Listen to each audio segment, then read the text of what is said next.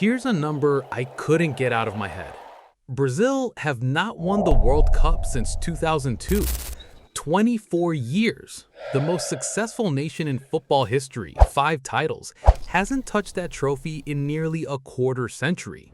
And now they've hired Carlo Ancelotti, a man who has won 5 Champions League titles across 2 clubs, handed him the Seleção job for the very first time in his career, and said, "This is the moment." Group C is where it begins, and it does not start easy. Because waiting for them in New Jersey on June 13 is Morocco, a team that reached the World Cup semifinals 4 years ago, a team that just won the Africa Cup of Nations, and a team now under a new manager, Mohamed Wabi, who took the job in March 2026, just 3 months before kickoff. I'll be honest, when I first read about the coaching change, I thought it was chaos. 3 months to prepare for a World Cup? That's not a transition, that's a fire drill. But then I looked closer at Wabi's record. He led Morocco's under-20 squad to the 2025 Youth World Cup title. He beat Argentina 2-0 in the final. The federation didn't panic. They made a strategic decision. Whether it pays off, we're about to find out. If you want more breakdowns like this one, subscribe right now and tap the bell. There's a lot more coming and you don't want to miss it. The central duel in this group is already written, Vinicius Jr versus Achraf Hakimi, one of the most explosive matchups the group stage has ever produced. Vinicius, 25 years old, Ballon d'Or contender, has played 198 matches under Ancelotti at Real Madrid. He knows his coach's system better than almost anyone on this planet. His pace, his dribbling, his ability to beat a defender in tight space, it's genuinely terrifying to defend against.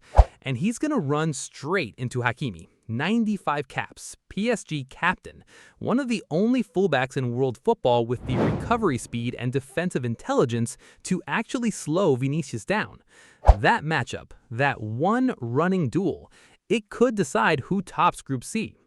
But here's what the simple narrative misses. Neymar is in this squad. He's 34, he's dealing with injury questions right up to kickoff, and his availability is essentially day-to-day. For years, whenever Neymar was healthy, Brazil's identity organized itself around him. Now, Ancelotti has publicly said the attacking keys belong to Vinicius and Rafinha. Neymar's impact, if it comes, might come off the bench, 20 or 30 minutes to change a game. That is either genius squad management, or it's the clearest sign yet that an era is quietly ending. Vinicius actually described Ancelotti's tactical plan in an interview recently. "We're going to defend well and try to hit on the counterattack," he said. Those were his exact words. That stopped me for a second. Brazil, defending and countering, under a manager building from a compact shape rather than pure expression? That's not the Brazil of Ronaldinho or Ronaldo or Rivaldo. That's a different football entirely. And honestly, against Morocco, it might be exactly the right approach. Morocco come into this tournament as a harder read than they've ever been. Amrabat anchors the midfield. The same Amrabat who quietly became one of the best defensive midfielders on the planet in Qatar 2022. Brahim Diaz scored in every game in AFCON 2025. 5 goals in 5 matches. First player in history to do that in the tournament. Hakimi drives forward like a winger and tracks back like a center back. These are not players who turn up hoping to survive. They turn up expecting to compete. But the coaching change creates real uncertainty. Regragui built something over years. Wabi has had months. That's the question nobody can fully answer yet. Now, Scotland. This is their first World Cup since 1998. 28 years. And here's the detail that genuinely got under my skin. In 1998, Scotland were also drawn with Brazil and Morocco. They lost both matches and went home in the group stage. Same opponents, same story. And now they're back in the same situation, hoping for a different ending. They beat Denmark 4-2 in the final qualifier to claim their spot. That wasn't fortunate. That was earned. Andy Robertson captains this side with 92 caps of Liverpool experience. Scott McTominay has become one of the best box-to-box midfielders in Serie A since joining Napoli.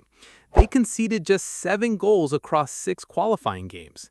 This is not a naive team. They know they're the underdogs. They know the draw is brutal, and they're coming anyway.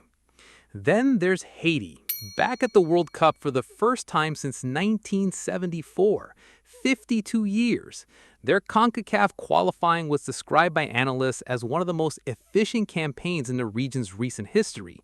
They're not here to make up numbers, but 3 matches against Brazil, Morocco, and Scotland leaves almost no margin. Almost.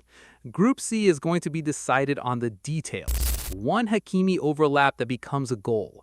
One Neymar moment off the bench that changes a match. One Scotland performance that nobody predicted. The Samba hasn't stopped. The Atlas Lions haven't slept. And the Tartan Army hasn't waited 28 years to come home early. So, does Brazil top this group as expected? Or does Morocco do something nobody saw coming? Drop your prediction below. I read everything. Let's actually talk about it.